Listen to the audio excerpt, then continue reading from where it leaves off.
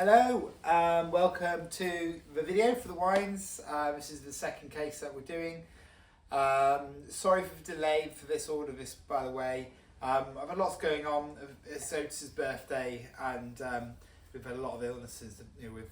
So it's been a bit of a long time coming. So anyway, thank you so much. I've sent this video around to people who haven't ordered as well.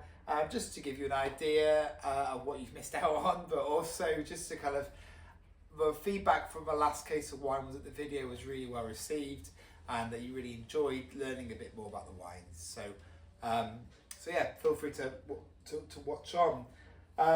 Okay, so the case of wine is still from my friends down in Bristol, who are importers in sustainable small producers from Europe, really.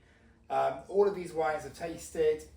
This is actually my second case of wine. I had the first case of wine last week, and we had a birthday party and we just went through it. But the wines are bloody brilliant. Really pleased with them. Yeah, to give you an idea of what we've got, I've kind of kept things with producers together this time round. So I thought it might be nice to kind of try people doing cool things and kind of their red and white expressions to give you an idea. Last time round we had the white wine version of this case, the Trebbiano, which I thought was delicious. So this time around it's a red version. So it's a Sangiovese, and this is a reserve in quality. The wine's really rich in style, works obviously really well with Italian food, but it's a generally good all-rounder. It's a lovely house wine and extremely well made. I very much enjoyed this wine indeed. This one's vegan, 14%. So yeah, having your midweek Italian meals, I would go for that for sure. But yeah, would stand up for something a bit more special. These two wines are from France. They're quite cool. They are a Chenin Blanc white wine and a red wine, a Malbec. They are from the south of France and from regions where I don't actually know which region it's from. I can't remember now. Right, yeah. So it's southwest France, and it's IGP. So there's no kind of formality to where this wine. So what rules are of to where this wine comes from. So this is a Malbec. This is very, very fruit focused. I was really surprised that when I tried this wine, it was only 13% alcohol. It tasted really quite strong than that. A bit got structure, a lovely, lovely purity of fruit. As you all probably know this already, Malbec goes really well with steak dinners, burgers, barbecues. So meat. If you're vegetarian, heartier meals, I would say. It's a lovely wine. I really like the white wine as well. Chenin Blanc is a lovely grape varietal. This one's dry, a little bit aromatic, a bit kind of toasty, a bit like almondy on the nose, but really clean cut. In fact, I got half bottle open in the fridge that I will definitely be cracking open in the sunshine later. Food wise, really versatile in style. Would go with most kind of summery dishes. So some if you're gonna have like a lovely grilled chicken, something like that, it would be gorgeous. But yeah, nice wine. These next three wines are all from Corsica. This is so cool. I've never been to Corsica. It's obviously Corsica where it is, it's French, but also near Italy, so you get these kind of like interesting blend of cultures going on. These wines are grown on cliff edges by the sea. That is significant because the vines are on poor soil, so they really have to struggle to get those nutrients from the ground, and the wines are complex and very interesting indeed. So what we have are the indigenous grape varietals to the region, so I don't even know them, I've never heard of them before in my life. It's called Nigachu, and I can't pronounce it, but taste-wise, the rosé was bone dry, really, really delicate, like Provence rosé, but maybe a bit more floral features going on. Really sophisticated in style. I think the labels don't do these wines very much justice at all. Yeah, I was really impressed with that rosé. And that's 12%, so perfect when the sun shines out, really lovely. This is Vermentino, which doesn't say Vermentino, on the label it's a different spelling to it. But Vermentino is one of my favourite white wine grape varietals. It's really light in style, really easygoing. Sometimes it takes that kind of a fragrant characteristic, quite pretty in style. This one doesn't go too wild with that. It's quite restrained, quite clean, but it was a really lovely fish wine, really easy going. Drink was really cold. It's won an award as well. It's got a silver medal from a prestigious wine award in France. So not bad stuff, I think. Really interesting to try. The red wine is unusual. Okay, so this red wine. It's really important that you chill this wine. So just pop it in the fridge for half an hour or so, because it is very light in style. You probably see it on the video, but there's a touch of fruit, a touch of tannin. So have this cold or slightly chilled with some needs to have food with it too, like kebabs.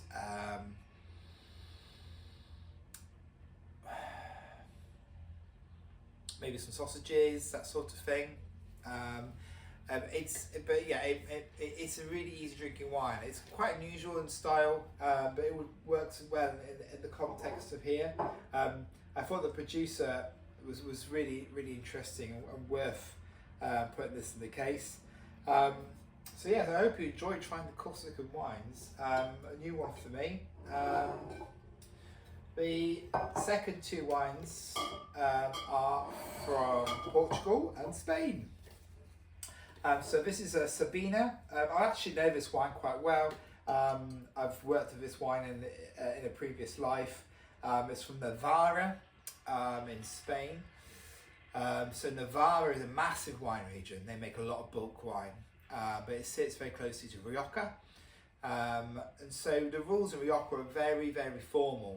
You have Grand Reserve, and they have to do this, you have to do that, you have to use the grape varietals, you have to age it for a certain amount of time, which is helpful for certain people but unhelpful for others. So prices for Rioja tend to be more than places like Navarra. So this is a Rioja wine basically. It's the same grape varietal that Rioja uses, Tempranillo. And it's a more fruitier version than Rioja, a little bit of oak. I think it's probably in an oak for about 6 months to a year. Lovely bright red colour, really red cherries. I hate describing wines like that, but what I mean by that, it's got a lovely fruit, bit of oak. So you're having roast lamb, then that will go well with it. I'm having roast lamb tomorrow actually, and probably will have that. I think it's an easy drinking style of wine as well. So it's maybe something to crack open on the weekday, less formal evening. The next wine is Portugal. Now I really like Portuguese wines, but I also tread very carefully with Portuguese wines. Some Portuguese wines can be very fruity and very alcoholic. They use grape varietals which are unknown, which is really cool, but you've got to be careful because sometimes the wines of Portugal can be really boozy and give you a headache, and they don't really go well with food. But this is not. This is from Lisbon. The blend of grape varietals here are, I can't remember now. I think it says Vino Tinto, so red wine. It could be, no, it doesn't say, but it wouldn't surprise me if it was like Tinta Franco or something like that.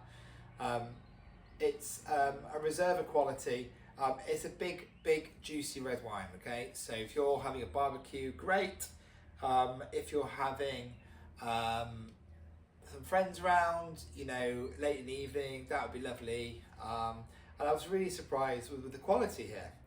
Really, really nice wine. Portugal is very much a place to look for wines. If you go to a restaurant, for instance, I would be tempted to go for Portuguese red wine as a house wine option, because you get a lot of wine for your money, yeah, they're generally quite easy drinking. These next two are made by the same producer. Now, I think these are some of the finer wines in the case. Made by a region in the south of France called Côte de Tongue, Côte de Tongue. These are wines. The producer here is they actually make bulk wine for the local area, right? But this is their top wines that they make. And they are obsessed with agriculture and farming and birds in particular. So these two have little birds on them. The region's really cool. Not a region I know well, but what I do know is that in France, each region you must grow particular grape varietals, right? But in this region here, there is no rules, so there's a freedom of what you can grow, which I love that, because I think people shouldn't be restrained to what you can grow. You can grow whatever you bloody like. So this is Cinsault. I really like Cinsault. It's a lovely grape varietal. It's 100% from old vines, really fruity, but then it has got tannin, has got acidity too. Really randomly, Molly and I had some duck. It was an offer at a supermarket. We bought a whole duck. Not something we'd ever do, but we did. We roasted the duck, had some roast potatoes and some, and we had a bottle of this, and it was so nice, and it worked really well. So I think if you're having gamey, fruity roast dinners, that would be really lovely to go alongside it. So it's not a heavy wine at all. It's a fruity, easy drinking, medium-bodied red wine, which is really cool indeed. This is its white wine friend. Again, this is unoaked like the other white wines, really clean and fresh, a bit more structured than the other Vermentino. Would go really well, with slightly more complex dishes, so if you're having, I think these are your posh wines, and they look really, really nice together. So if you're having some friends around, a nice dinner, then I would definitely recommend you pull these two out. But yeah, equally, just drink them on their own. These were the first wines that I drank in the case, and I love them. Okay, last two wines. This is made in Catalonia. So it's a Grenache in Catalonia. Grenache is a big red grape varietal. Is the main grape varietal Châteauneuf du Pape. Put a lot of Grenache in the last case of wine. I really like Grenache. I could talk to you a while about that topic, but it's 13%, which is unusual. And it's made by a producer that also makes Puriat wines, so very artisan, prestigious area for wines. This is a very grown up in style, probably the poshest wine in the case. So if you're having a romantic evening with some steak dinners or something really, really special, I would crack that open, decant it, and really enjoy it. It's a lovely wine. Really enjoyed that. Quite rich in tones, a lot of structure, and it's got a lot of personality too. And in the last wine is the one you might remember. It's the Fronton from the last case. I couldn't resist buying another bottle of it. I really liked it. I said in the last video I got a really good price, and I got the same price again. And you know, I just thought for the price and the wine quality that we're getting here was absolutely well worth buying. Lots of good feedback from this wine too. Of all the wines, it's got a bit more structure than all the red wines. So this is your biggest red wine of the group. So yeah, so think about if you're having big meals, then go for that. It also aged well too. So yeah, I don't need to explain that one too much because you've already enjoyed it. So yeah, so that's your 12 wines. The mix of wines are majority reds, and then I've got three white wines and a rosé. So I hope you enjoy those over the summer.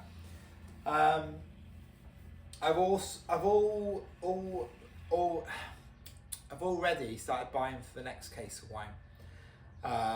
So I've found some really cool Bordeaux red that is really good, and I bought a lot of that. So that will be coming soon.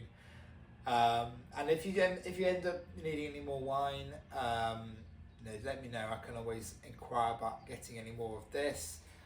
And yeah, please spread the word about this case of wine. I would really appreciate it. And yeah, I hope you enjoy the wines.